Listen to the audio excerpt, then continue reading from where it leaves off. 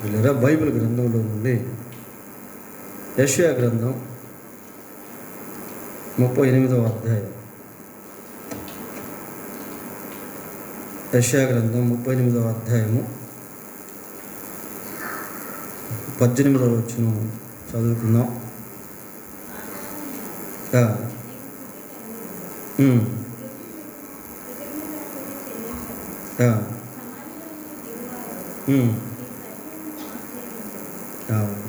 పదవ వచనం కూడా చదువుదాం.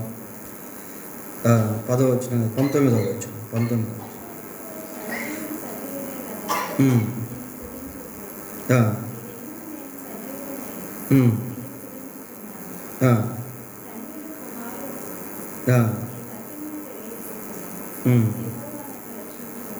చాలు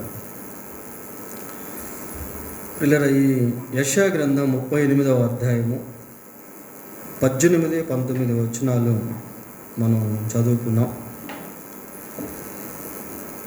ఈ మాటలు రాజు అయినటువంటి హిజ్కియా మాట్లాడుతున్నటువంటి మాటలు. 18వ వచనంలో మృతులను గురించి, 19వ వచనంలో సజీవులను గురించి మాట్లాడాడు. 19వ వచనంలో సజీవులను గురించి మాట్లాడుతూ ఉన్నాడు. సజీవులే కదా నిన్ను స్తుతించుదురు. ఈ దినమున నేను సజీవుడనై నిన్ను స్తుతించుచున్నాను అంటున్నాడు. మరి హిజ్కియాని గురించి మనం ఆలోచన చేసినప్పుడు, హిజ్కియా దేవుణ్ణి ఎరిగినటువంటి వ్యక్తి,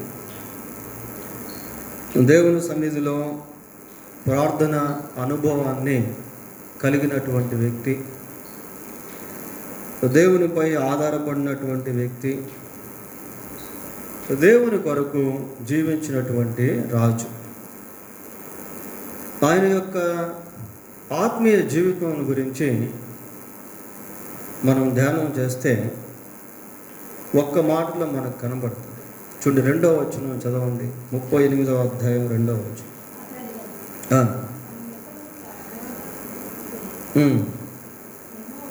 యెహోవా యథార్థ హృదయుడనై సత్యముతో నీ సన్నిధిని నేను ఎట్లు నడుచుకుంటునో, నీ దృష్టికి అనుకూలముగా సమస్తమును నేను ఎట్లు జరిగించుతునో కృపతో జ్ఞాపకము చేసుకొనమని హిజ్కియా కన్నీళ్లు విడుచుచు యెహోవాకు ప్రార్థన చేశాడు. ఈ ఒక్క వచనంలోనే ఎన్నో శ్రేష్టమైనటువంటి సత్యాలు మనం చూస్తాము పిల్లలు. దేవునితోనే ఈ మాటలు మాట్లాడుతూ ఉన్నాడు. యెహోవా యథార్థ హృదయుడనై సత్యముతో నీ సన్నిధిని నేనెట్లు నడుచుకుంటున్నాను, నీ దృష్టికి అనుకూలముగా సమస్తమును నేనెట్లు జరిగించాను. సమస్తము అంటే తన జీవిత కాలంలో తాను జరిగించినటువంటి కాలం. నీ దృష్టికి అనుకూలముగా సమస్తమును నేను ఎట్లు జరిగించుతునో కృపతో జ్ఞాపకము చేసుకునమని హిజ్కియా కన్నీళ్లు విడిచుచు యెహోవాకు ప్రార్థన చేశాడు. కనుక హిజ్కియా ఎలాంటి వాడు అంటే దేవుణ్ణి ఎరిగినటువంటి వాడు, దేవుని సన్నిధిలో ప్రార్థన చేసుకున్నటువంటి వాడు, మరి యథార్థంగా జీవించినటువంటి వాడు, సత్యమును అనుసరించి నడుచుకున్నటువంటి వాడు, దేవుణ్ణి ఆరాధించేటువంటి వాడు. ఇవన్నీ మనం గమనించినప్పుడు ఈయన విశ్వాసులకు మాదిరిగా సూచికగా ఉన్నాడు. చూడండి, మన జీవితాల్లో కూడా మనం దేవుణ్ణి ఎరిగాము, దేవుణ్ణి ఆరాధిస్తూ ఉన్నాం, దేవుణ్ణి స్తుతిస్తూ ఉన్నాం, దేవుణ్ణి మహింపరుస్తూ ఉన్నాం, దేవుని యొక్క సత్యమును గురించి, యథార్థతను గురించి దేవుని వాక్యంలో నుండి అనేక విషయాలు మనం వింటూ ఉన్నాం, ధ్యానం చేస్తూ ఉన్నాం. ఇలా సజీవులు సజీవులే కదా నిన్ను స్తుతించుదురు. ఈ దినమున నేను సజీవుడనై నిన్ను స్తుతించుచున్నాను. ఈ దినమున అని అంటున్నాడు. వాస్తవానికి ఒక రకంగా అప్పటికే మరణించాల్సినటువంటి వ్యక్తి ఇంకా బ్రతికే ఉన్నాడు ప్రియులారా. అప్పటికే చనిపోవాల్సినటువంటి వ్యక్తి, మరి ప్రవక్త అయినటువంటి యెషయా వచ్చి అన్నాడు, నీవు మరణం అవ్వబోతున్నావు కనుక నీ ఇల్లు చక్కబెట్టు, ఇక నీవు బ్రతకము అని చెప్పాడు. 11వ వచనం చదవండి. మృతుల లోక నివాసినై ఇకను మనుషులను కానకపోవుదునని నేను అనుకుంటున్నాను. So he decided of his death. తన మరణ విషయంలో తనకు ఆ నిర్ధారణ అనేటువంటిది వచ్చేసింది. మృతుల లోక నివాసిని ఇకను మనుషులను కానకపోదునని నేను అనుకుంటున్నాను. అటువంటి వ్యక్తి అయినటువంటి రాజును దేవుడు మళ్ళీ 15 సంవత్సరాల ఆయుష్ పొడిగించిన తర్వాత ఈ రాజు దేవుణ్ణి స్తుతిస్తూ ఉన్నాడు, దేవుణ్ణి ఆరాధిస్తూ ఉన్నాడు. తర్వాత ఆ 19వ వచనం చదువుకున్నప్పుడు, తండ్రులు కుమారులకు నీ సత్యమును తెలియజేయుదురు. అంటే ఇక్కడ ఒక ఫ్యామిలీ గురించి కూడా మనం చెప్పుకోవచ్చు. తండ్రులు నీ సత్యమును గురించి కుమారులకు తెలియజేయుదురు అంటే తండ్రులకు దేవుని యొక్క సత్యము తెలుసు అని అర్థం.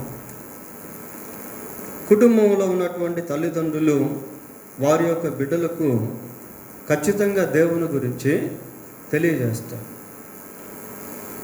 దేవుని యొక్క ప్రేమను గురించి, దేవుని యొక్క పవిత్రతను గురించి, దేవుని యొక్క న్యాయమును గురించి, దేవుని విధులను గురించి, దేవుని ఆజ్ఞలను గురించి సహజంగా తెలియజేస్తారు. మనం బైబిల్ గ్రంథాన్ని గమనించినప్పుడు అబ్రహాము తన కుమారుడు అయినటువంటి ఇస్సాకుకు దేవుని గురించి తెలియజేశాడు. అలాగనే ఇస్సాకు తన కుమారుడు అయినటువంటి యాకోబుకు దేవుని గురించి తెలియజేశాడు. ఇక యాకోబు యొక్క గోత్రికులు దేవుని గురించి ఎరిగినటువంటి వారు. దావీదు తన కుమారుడు అయినటువంటి సొలొమోనుకు దేవుని గురించి తెలియజేశాడు.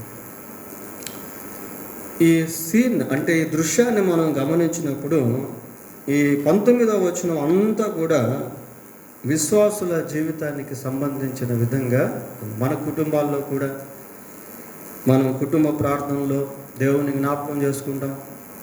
ఇలా కుటుంబ సమేతంగా దేవుని సన్నిధికి వచ్చినప్పుడు దేవుని జ్ఞాపకం చేసుకుంటాం, దేవుని ఆరాధిస్తాం, దేవునికి ప్రార్థన చేస్తాం. సో మన కుటుంబ సమేతంగా దేవుని ఎరిగినటువంటి వారముగా మనము ఉన్నాం. ఇంకా ఏమంటున్నాడు ఈ 19వ వచనంలో, యెహోవా నన్ను రక్షించువాడు అని అంటున్నాడు. యెహోవా నన్ను రక్షించువాడు.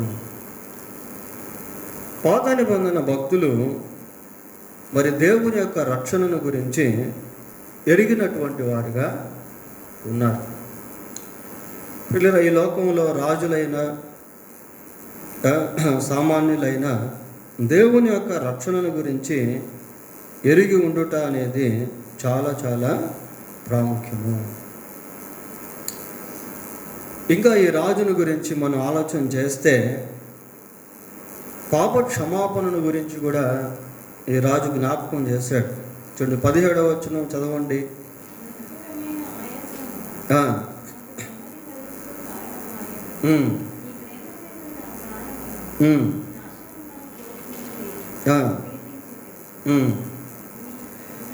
నీ వీపు వెనక తట్టు నా పాపములన్నీ నీవు పారవేసితివి. చూడండి, తన పాపముల గురించి కూడా మాట్లాడుతున్నాడు. నీ వీపు వెనక తట్టు నా పాపములన్నీ నీవు పారవేసితివి అంటే దీంట్లో పాప క్షమాపణ పొందినటువంటి అనుభవం కూడా ఇండైరెక్ట్ వేలో మనం చూడవచ్చు. అంటే ఈ రాజు మరి దేవుణ్ణి ఎరిగినటువంటి స్థాయిని గురించి మనం అర్థం చేసుకుంటే పర్సనల్గా, కుటుంబపరంగా, అలాగనే ఆత్మ సంబంధమైనటువంటి విధానంలో కూడా దేవుణ్ణి ఎరిగినటువంటి వ్యక్తిగా ఉన్నాడు. పాపక్షమాపణ పొందినటువంటి వ్యక్తిగా ఉన్నాడు. దేవుడు పాపమును క్షమించే విషయంలో వివిధ రకాలుగా మనుషులతో మాట్లాడతాడు కనుక so he has a confirmation about his sin. తన ఫర్గివ్నెస్ ఆఫ్ సిన్, తన పాప క్షమాపణ విషయంలో నిర్ధారణ పొందినటువంటి వ్యక్తిగా ఉన్నాడు. 35వ అధ్యాయం ఇదే యెషయా గ్రంథం 9వ వచనం చూద్దాం.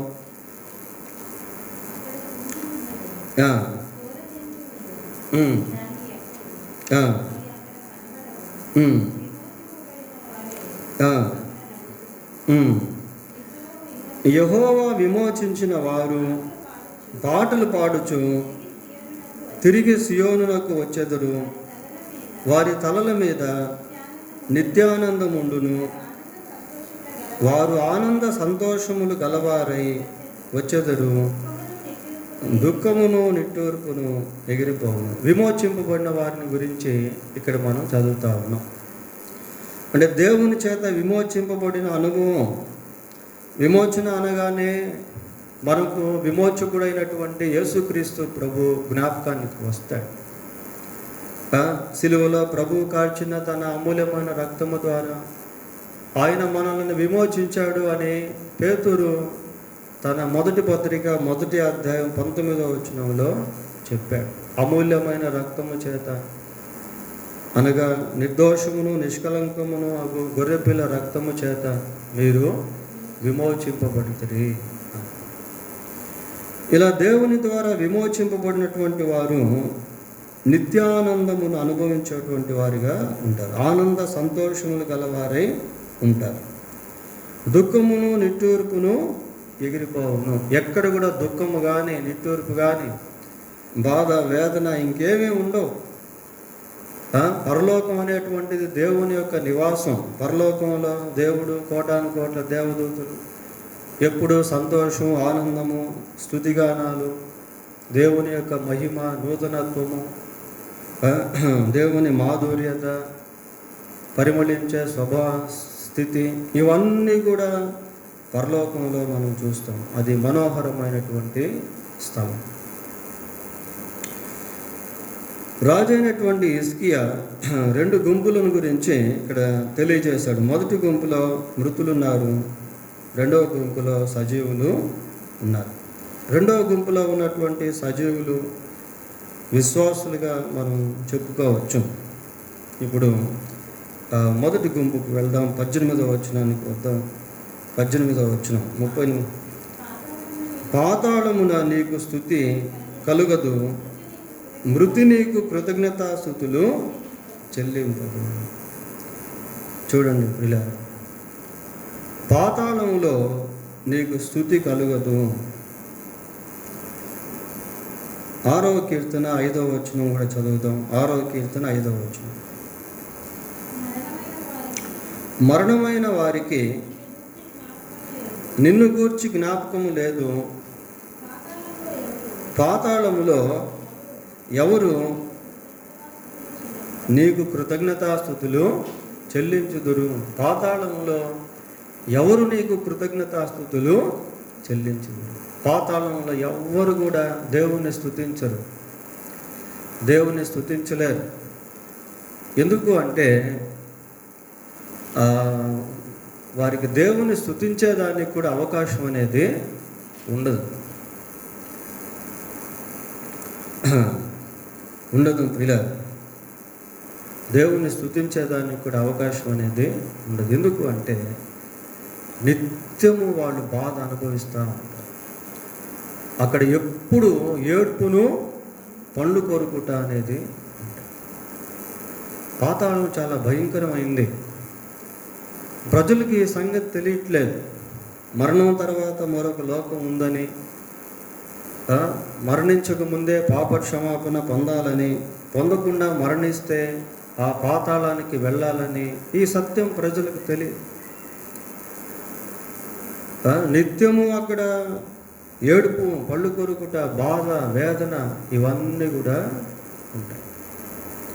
16వ అధ్యాయం 23వ లూకా సువార్త 16వ అధ్యాయం 23వ వచనం చదువుదాం. అప్పుడు అతడు పాతాళములో బాధపడుచు. చాలు. ఇక్కడ హిజ్కియా పాతాళమును గురించి రాస్తా ఉన్నాడు. పాతాళమున నీకు స్తుతి కలుగు. పాతాళములో ఎవరు కృతజ్ఞతాస్తుతులు చెల్లించుదురు అంటే ఎవరు చెల్లించలేనటువంటి స్థితి. అప్పుడు అతడు పాతాళంలో బాధపడుచు అంటే పాప క్షమాపణ పొందకుండా ఉండటం వలన ఈ ధనవంతుని యొక్క ఆత్మ పాతాళానికి వెళ్ళిపోయింది. ధనవంతులైనటువంటి వారు ఎంత పేరు ప్రఖ్యాతులు కలిగినటువంటి వారైనా, వారు లోకంలో ఎంత ఆస్తిమంతులైనా, జ్ఞానవంతులైనా పాప క్షమాపణ పొందకుండా చనిపోతే పాతాళానికి వెళ్ళిపోతారు. ధనవంతుడు మరి ఎన్ని సంవత్సరాలు బ్రతికాడో తెలియదు, కానీ తన జీవితకాలం అంతా కూడా సుఖాన్ని అనుభవించాడు. తనకిష్టమైన రీతిగా జీవించాడు. ప్రతిరోజు ఊదా రంగు వస్త్రాలు వేసుకొని సుఖంగా జీవించాడు. చనిపోయాడు, ఆత్మ పాతాళానికి వెళ్ళిపోయింది. ఇప్పుడు ఏమవుతున్నాడంటే బాధపడతా ఉన్నాడు. ప్రియులారా, చదవండి పద.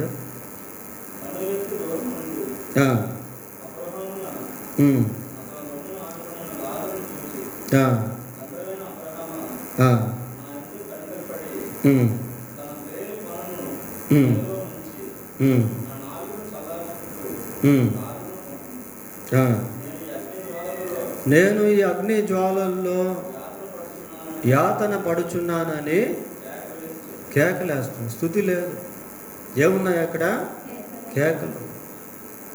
మనం ఎవరైనా బాధపడుతూ మూలుగుతూ ఉంటే వాళ్ళని మనం చూస్తే మనకేమనిపిస్తుంది అంటే ఒక రకంగా అనిపిస్తుంది.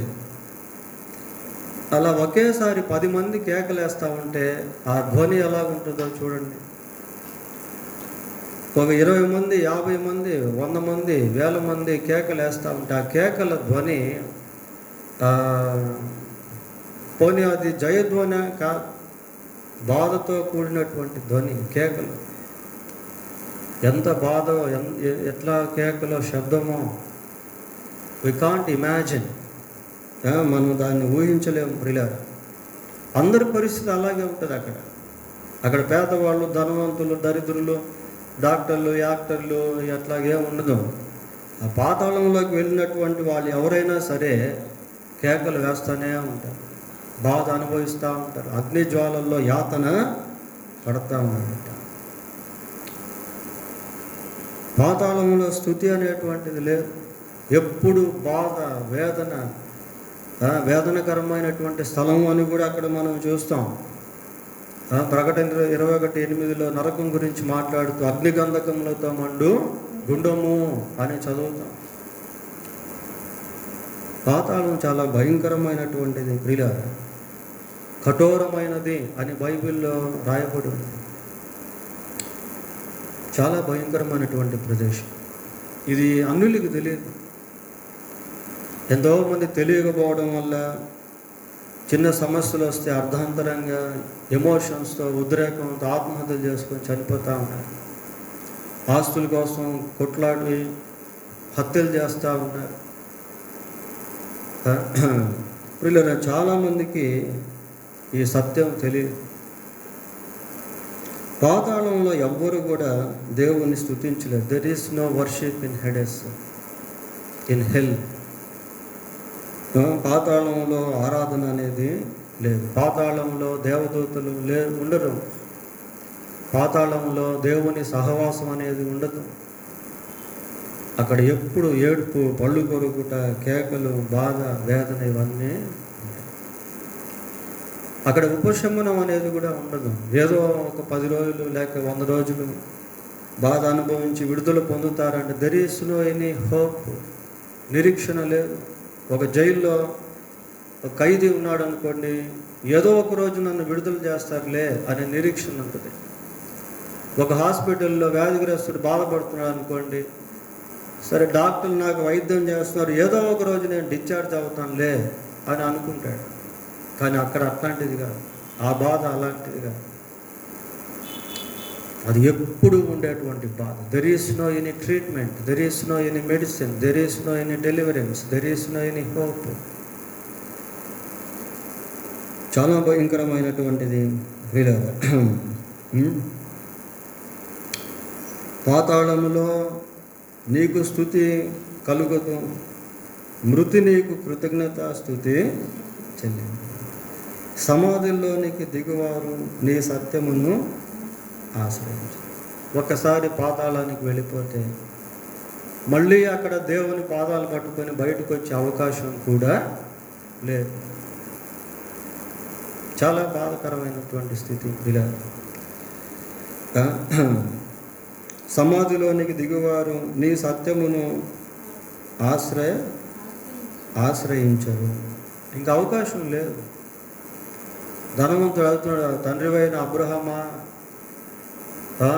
ఇదిగో ఆ లాజర్ని పంపించి నా నాలుక చల్లార్చుటకు నీటి బొట్టును వెయ్యి. పాతాళంలోనికి ఒక్కసారి వెళ్తే మళ్ళీ బయటకు వచ్చేదానికి అవకాశము లేదు. యోబు గ్రంథం 7వ అధ్యాయం,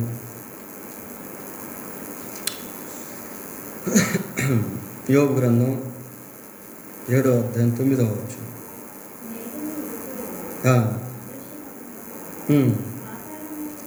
పాతాళమునకు దిగిపోయిన వాడు మరి ఎప్పుడును రా. పాతాళమునకు దిగిపోయిన వాడు మరి ఎప్పుడును రాడు. కనుక మరి లోకంలో ఉన్నటువంటి ప్రజలకి ఈ విషయం తెలియదు. మన కుటుంబాల్లో ఇంకా ఎవరైనా మారు మనసు పొందకుండా ఉంటే వారికి ఈ విషయం తెలియదు. మన బంధువుల్లో, మన స్నేహితుల్లో మారు మనసు లేనటువంటి వారికి ఈ విషయం తెలియదు ప్రియుల. But we know this truth. అయితే ఈ సత్యాన్ని దేవుడు మనకు తెలియపరుస్తాడు.